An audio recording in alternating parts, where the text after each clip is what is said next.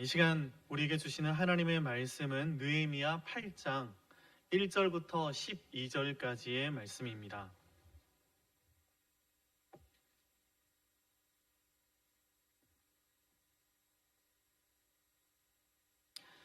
느헤미야 8장 1절부터 12절까지의 말씀을 저와 여러분이 한 절씩 교독하고 마지막 절은 함께 읽겠습니다.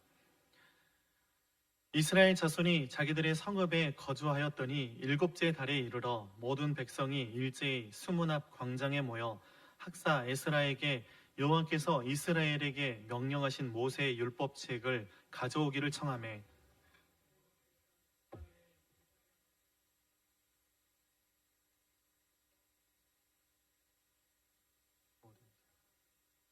수문 앞 광장에서 새벽부터 정오까지 남자나 여자나 알아들을 만한 모든 사람 앞에서 읽음에 뭇 백성이 그 율법책에 귀를 기울였는데 그때 학사 에스라가 특별히 지은 나무 강단에 섰고 그의 곁 오른쪽에 선자는 마띠랴와 스마와 아나냐와 우리야와 힐기야와 마아세야요 그 왼쪽에 선자는 브다야와 미사엘과 말기야와 하숨과 하스바다나와 스가랴와 무슬람이라.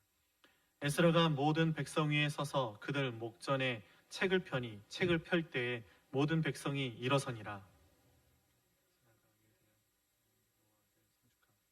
모든 백성이 손을 들고 아멘 아멘하고 응답하고 몸을 굽혀 얼굴을 땅에 대고 여호와께 경배하니 예수아와 바니와 세레비아와 야민과 아굽과 사브데와 호디야와 마아세야와 그리다와 아사랴와 요사밧과 하난과 블라야와 레위 사람들은 백성이 제자리에 서 있는 동안 그들에게 율법을 깨닫게 하였는데 하나님의 것을 해석하여 백성이 도둑하는 것을 다 깨닫게 하니 백성이 율법의 말씀을 듣고 다 우는지라 총독 느헤미야와 제사장 겸 학사 에스라와 백성을 가르치는 레위 사람들이 모든 백성에게 이르기를 오늘은 너희 하나님 여호와의 성일이니 슬퍼하지 말며 울지 말라 하고 느헤미야가 또 그들에게 이르기를 너희는 가서 살찐 것을 먹고 은 것을 마시되 준비하지 못한 자에게나 나누어주라. 이날은 우리 주 성일이니 근심하지 말라. 여호와라 인하여 기뻐하는 것이 레위 사람들도 모든 백성을 정숙하게 하여 이르기를 오늘은 성일이니 마땅히 조용히 하고 근심하지 말라 하니 함께 읽겠습니다. 모든 백성이 곧 가서 먹고 마시며 나누어 주고 크게 즐거워하니 이는 그들이 그 읽어 들려준 말을 밝히 암이라. 아멘. 오늘 본문 말씀을 중심으로 부흥의 필요 충분 조건이라는 제목으로 하나님의 말씀 함께 나누겠습니다. 2020년 도쿄올림픽이 오늘로서 막을 내리게 됩니다. 이번 올림픽을 준비하면서 일본 정부는 도쿄올림픽을 동일본 대지진 피해에서 회복하는 부흥의 상징으로 삼겠다고 하면서 부흥 올림픽이라는 캐치프레이즈를 걸고 올림픽을 개최를 했었습니다. 여전히 코로나가 전 세계에 만연해 있는 중에서 올림픽을 하지 말아야 한다는 목소리도 있었고 우려 속에 시작된 이 올림픽이 진행되는 중에도 도쿄에서는 그 연일 코로나 확진자 수가 최고치를 찍기도 했고 또 경기장 밖에서는 올림픽을 중지해야 한다는 이 목소리를 내는 시민들도 있었습니다. 그렇게 부흥 올림픽을 꿈꿨지만 참 부흥은 쉽게 이루어지는 것이 아님을 우리는 보게 됩니다. 여러분 부흥이 무엇입니까? 부흥이라는 이 한자 단어를 살펴보면 회복하다, 다시라는 그런 뜻을 가진 부라는 그런 한자에 일어나다, 짓다, 일으키다, 흥하다, 기뻐하다, 감동하다라는 그런 의미를 가진 흥이라는 한자로 되어진 그런 단어입니다. 쉽게 말하면 다시 흥한다, 다시 일어난다라는 그런 말입니다. 무너진 곳을 수축하고 재건하고 다시 일으키고 다시 흥하고 다시 기뻐한다라는 그런 말입니다. 우리 역시 코로나가 빨리 끝나서 모든 성도들이 한 자리에 모여서 자유롭게 예배할 그 부흥의 날을 꿈꾸고 있습니다. 그래서 시편 126편 1절부터 3절의 그 고백을 하나님 앞에 올려드릴 수 있는 날을, 그런 날이 속히 오기를 우리는 소망하고 있습니다. 우리 이 말씀을 같이 함께 읽어보겠습니다. 시작. 여호와께서 시온의 포로를 돌려 보내실 때에 우리는 꿈꾸는 것 같았도다. 그때 우리 입에는 웃음이 가득하고 우리 혀에는 찬양이 찼었도다. 그때 문 나라 가운데서 말하기를 여호와께서 그들을 위하여 큰 일을 행하셨다 하였도다. 여호와께서 우리를 위하여 큰 일을 행하셨으니 우리는 기쁘도다. 이 말씀은 이스라엘 백성이 하나님께서 시온의 이 포로를 돌려주실 때, 하나님께서 회복해 주셨을 때 그 기쁨을 하나님 앞에 표현하고 하나님 앞에 찬양했던 그런 고백입니다. 우리 또한 하루속히 코로나가 끝나서 하나님이 하셨습니다. 하나님이 우리를 회복해 주셨습니다. 우리를 예배로 돌려주셨습니다. 라는 그런 고백을 하나님 앞에 드릴 수 있는 날이 속히 왔으면 좋겠습니다. 또한 우리는 우리 교회가 다시 부흥케 되기를 소망하고 있습니다. 그래서 하박국 3장 2절의 기도를 하나님께 우리가 드리고 있는 것입니다. 우리 하박국 3장 2절 말씀도 함께 읽어보겠습니다. 여호와여, 내가 주께 대한 소문을 듣고 놀랐나이다. 여호와여, 주는 주의 일을 이 수년 내에 부응하게 하옵소서. 이 수년 내에 나타내시옵소서. 진노 중이라도 긍휼을 잊지 마옵소서. 우리 교회를 하나님께서 사용해 주시고 이 땅 가운데 세우셔서 우리의 교회를 통해서 하나님께서 죽어가는 영혼들을 많이 구원해 내셨고, 또한 구원받은 그 일본의 영혼들이 이제는 목회자가 되고 사역자가 되고 삶을 하나님 앞에 헌신하며 나아가는 일들을 우리가 경험했습니다. 우리 교회가 상처를 입고 다시금 하나님께서 우리 교회를 사용해 주실 그날을 꿈꾸며 하나님 수년 내에 우리 교회를 다시 부흥하게 해 주십시오 라는 기도를 하나님 앞에 올려드리고 있는 것입니다. 오늘 본문 말씀 가운데에도 그러한 부흥을 꿈꾸는 이들이 등장합니다. 여러분, 우리가 부흥 이야기를 많이 하는데 부흥케 되려면 여러분 무엇이 필요하겠습니까? 무엇보다도 기도가 필요할 것입니다. 부흥을 위해서 하나님 앞에 기도하는 자들이 우리 교회에 많이 일어났으면 좋겠습니다. 누군가의 헌신이 여러분 필요합니다.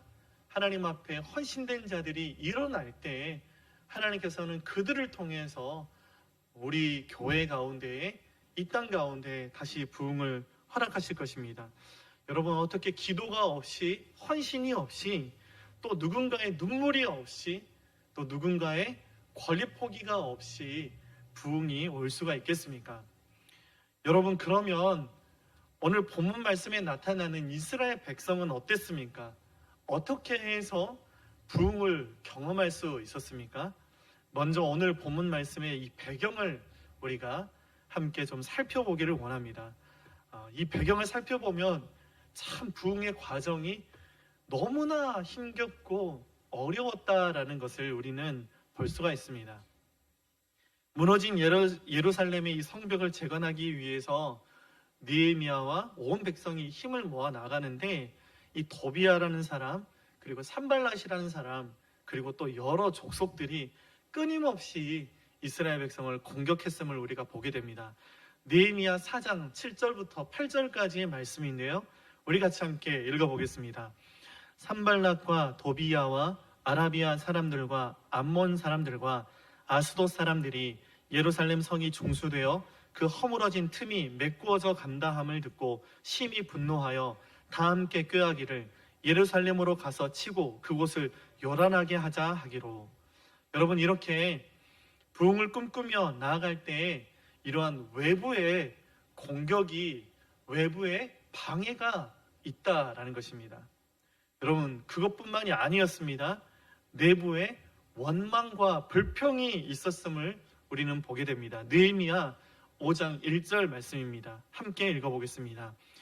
그때의 백성들이 그들의 아내와 함께 크게 부르짖어 그들의 형제인 유다 사람들을 원망하는데,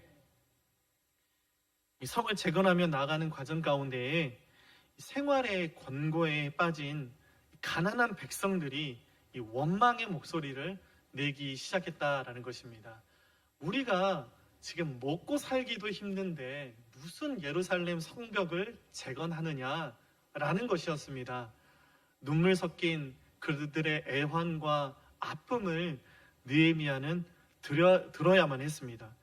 그런데 거기에서 그치지 않고 느헤미야 이 본인을 향한, 자신을 향한 인신 공격도 있었다라고 성경은 기록하고 있습니다. 느헤미야 6장 6절 말씀 우리 같이 함께 읽어보겠습니다.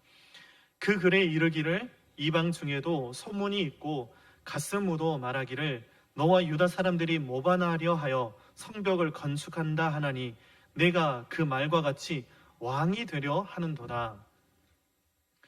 여러분, 민족 공동체가 회복되기 위해서 느헤미야는 좋은 자리 버리고 명예 버리고 헌신하고 있었습니다. 눈물로 나아갔습니다. 자신이 잘 먹고 잘 살려고 하려는 것이 아니었습니다. 자신이 지도자가 되려고 하는 것이 아니었습니다.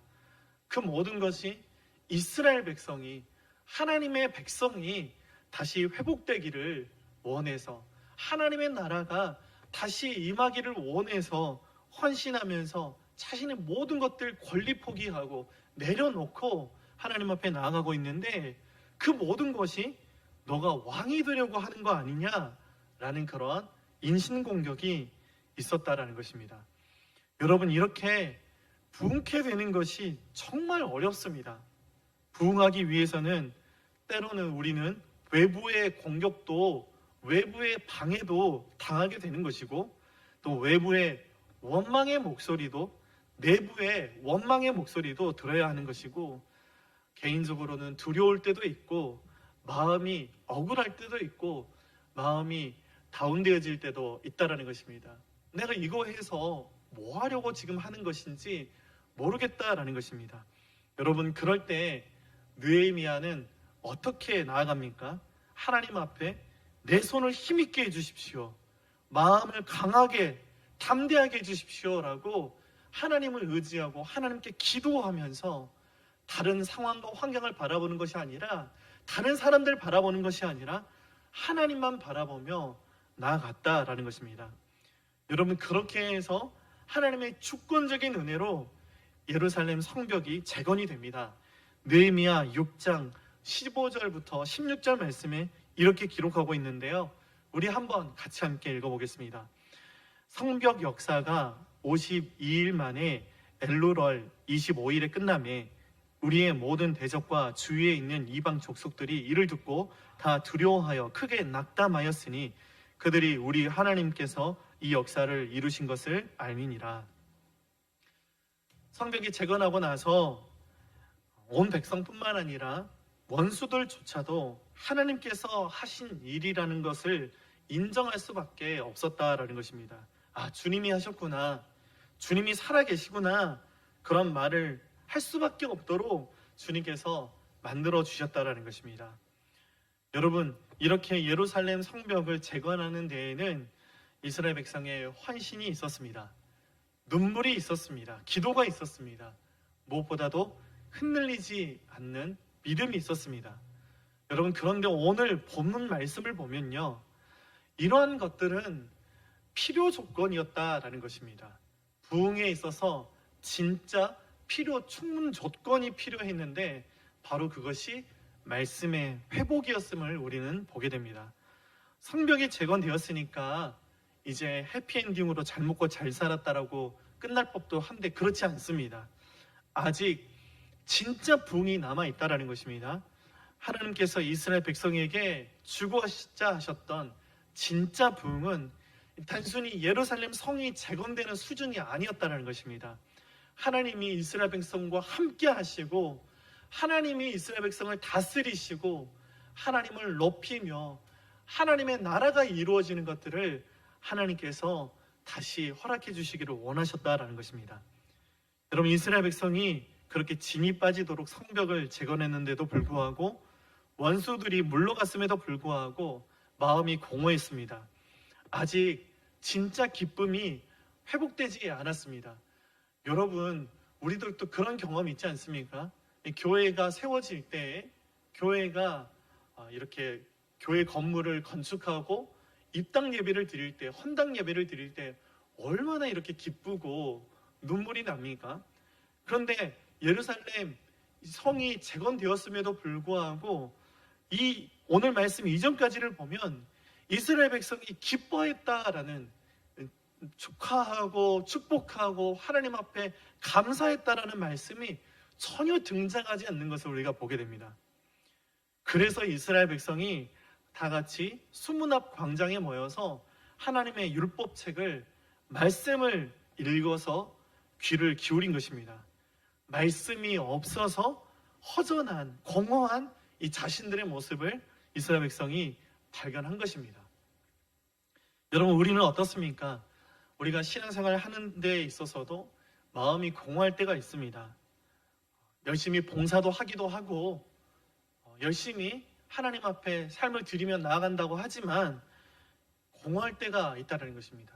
여러분, 그 공허함의 실체가 무엇입니까? 경제적으로 힘들어서입니까? 아니면 대인관계에 문제가 있어서입니까? 그 공허함의 실체에 대해서 성경이 우리에게 이렇게 말씀하는 것을 우리는 볼 수 있습니다. 아모스 8장 11절부터 13절까지의 말씀인데요, 우리 같이 함께 읽어보겠습니다.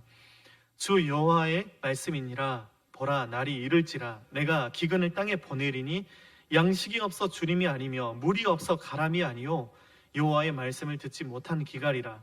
사람이 이 바다에서 저 바다까지, 북쪽에서 동쪽까지 비틀거리며 여호와의 말씀을 구하려고 돌아다녀도 얻지 못하리니 그날에 아름다운 처녀와 젊은 남자가 다 갈아여 쓰러지리라. 아멘. 양식을 먹지 못한 주림이 아니고 물이 없어서 가람이 아니라 하나님의 말씀을 듣지 못한 기갈이다라는 것입니다. 우리가 매너리즘에 빠져 있을 수도 있습니다. 우리가 어떤 일은 상처를 받았을 수도 있습니다. 트라우마가 생겨 있을 수도 있습니다. 삶이 권고하기도 하고 삶이 궁핍하기도 합니다. 여러분, 그런데 정말 그래서 힘든 것입니까? 그것이 아니라 진짜 우리가 힘들고 공허한 것은 하나님의 말씀이 없는 기갈이다라는 것입니다. 여러분, 이러한 기갈을, 이러한 공허함을 이스라엘 백성이 느꼈다라는 것입니다. 여러분, 이러한 갈증이 하나님의 사람들에게는 다 있다라는 것입니다. 그래서 학사 에스라에게 하나님께서 이스라엘에게 주신 그 모세의 율법책을 가져와서 읽어달라고 하는 것입니다. 학사 에스라한테 하나님의 말씀을 우리에게 좀 가르쳐 주십시오 라고 부탁했다라는 것입니다. 학사 에스라가 하나님의 말씀을 읽을 때, 하나님의 말씀이 선포될 때 이스라엘 백성에게 참된 회복이 일어난 것을 우리는 보게 됩니다. 여러분, 우리는 이렇게 믿습니다. 우리의 삶의 진짜 회복은 하나님의 말씀이 회복될 때 일어난다라는 것입니다. 우리 교회의 진짜 부흥 역시 하나님의 말씀이 우리 교회 가운데 회복될 때 일어난다라는 것입니다. 여러분, 그렇기 때문에 부흥의 핵심은 하나님의 말씀을 듣는 것이다 라는 것입니다. 요한계시록 1장 3절 말씀을 보면 이에 대해서 이렇게 말씀하고 있습니다. 우리 다시 한번 읽어보겠습니다. 이 예언의 말씀을 읽는 자와 듣는 자와 그 가운데에 기록하는 것을 지키는 자는 복이 있나니 때가 가까움이라. 아멘. 여러분, 우리는 이미 마지막 때를 살고 있지 않습니까?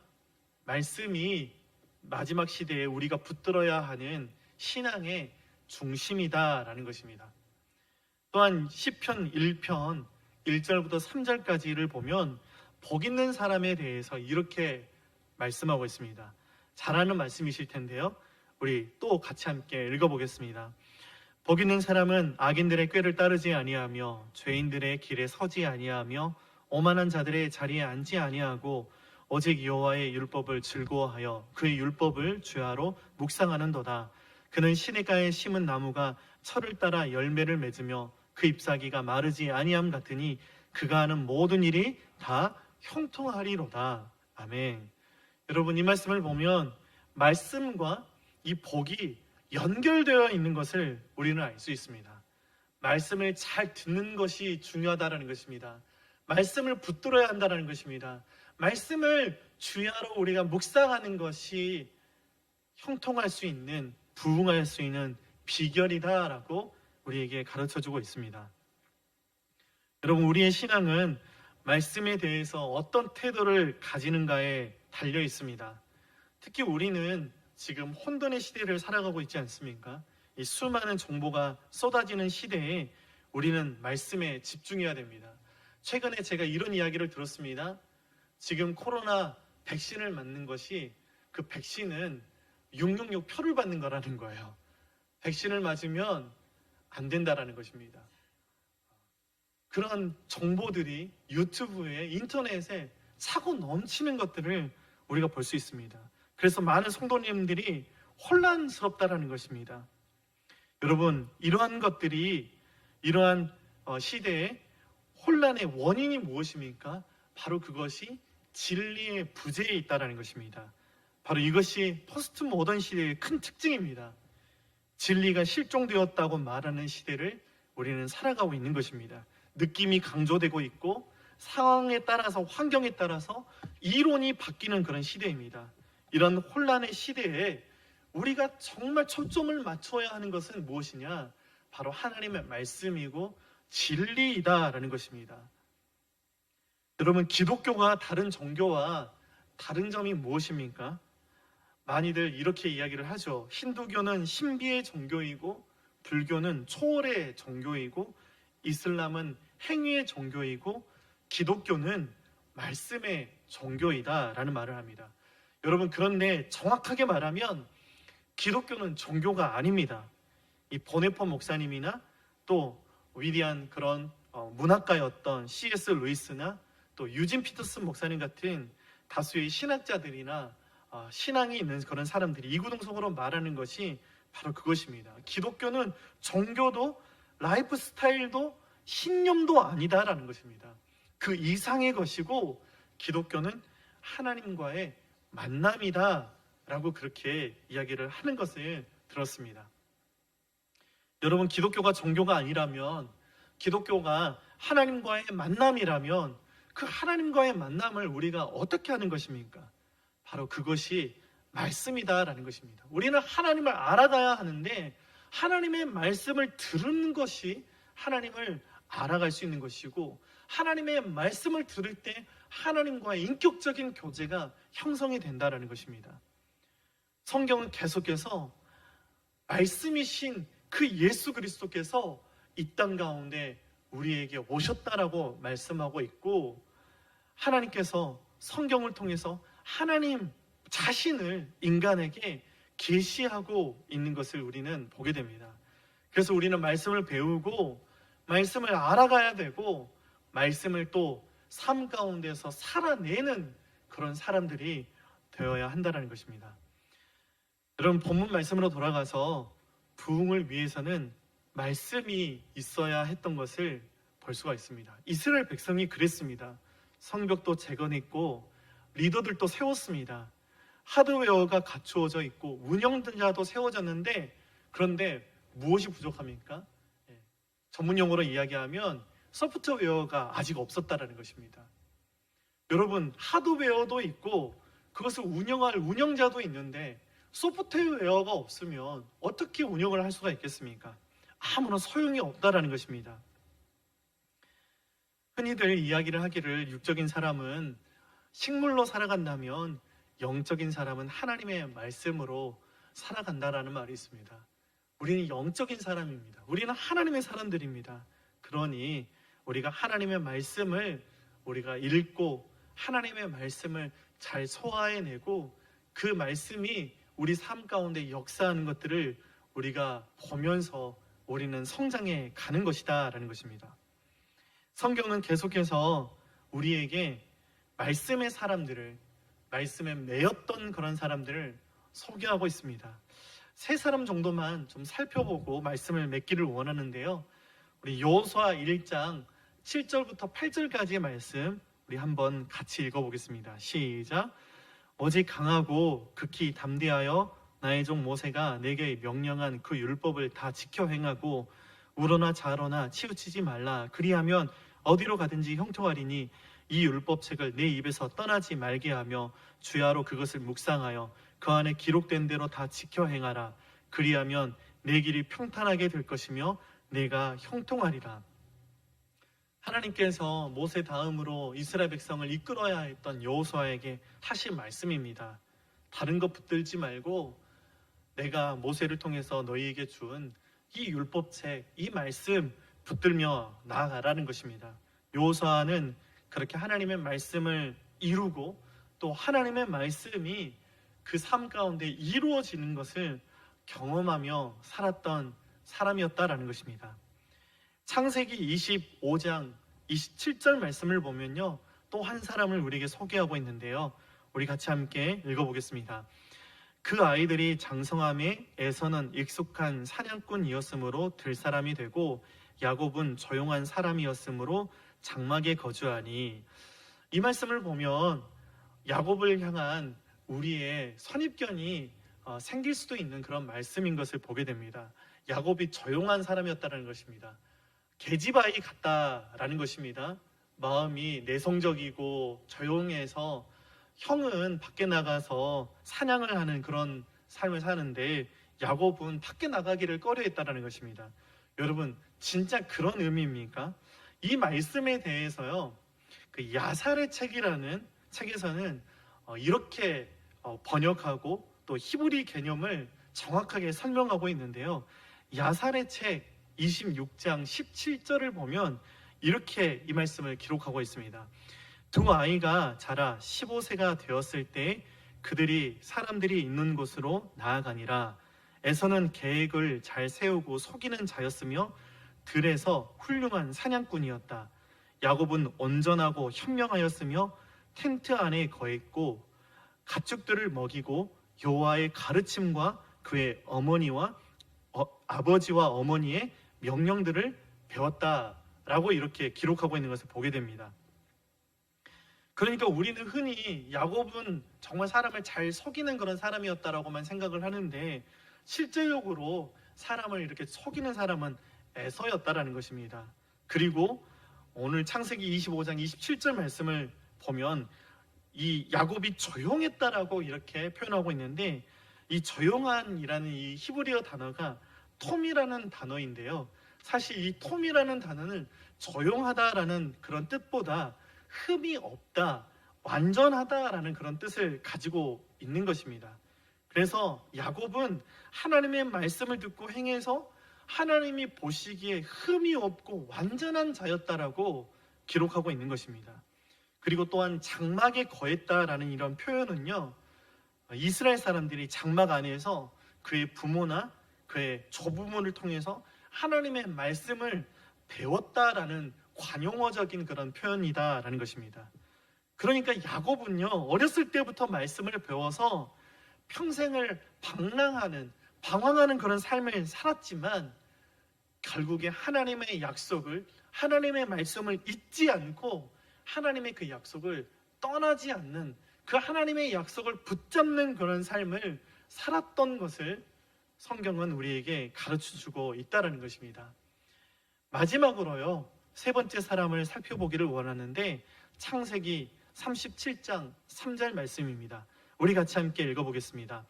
요셉은 노년에 얻은 아들이므로 이스라엘이 여러 아들들보다 그를 더 사랑함으로 그를 위하여 채색옷을 지었더니, 이 야곱이 노년이 되어서 요셉을 얻어서요, 다른 아들들보다 요셉을 더 많이 사랑했습니다. 이 다른 아들들은 양을 치라고 밖으로 내보냈지만 이 요셉만큼은 장막에 함께 거하게 하면서 요셉에게 무엇을 하냐 하면 자신이 배웠던 말씀을 가르쳤다라는 것입니다. 요셉이 하나님의 말씀을 어렸을 때부터 배워서 그랬기 때문에 보디발의 아내의 그런 유혹에서도 벗어날 수가 있었고, 불의한 것을 선택하지 않고 하나님의 사람으로서 받는 그 고난도 기꺼이 감내할 수가 있었다라는 것입니다. 그리고 결국에 그 요셉은 민족과 열방을 살리는 하나님의 사람으로 쓰임 받았다라고 성경은 우리에게 가르쳐주고 있습니다. 소망하는 것은 우리의 자녀들이 다른 세대가 되지 않고 다음 세대가 될 수 있는 비결이 무엇입니까?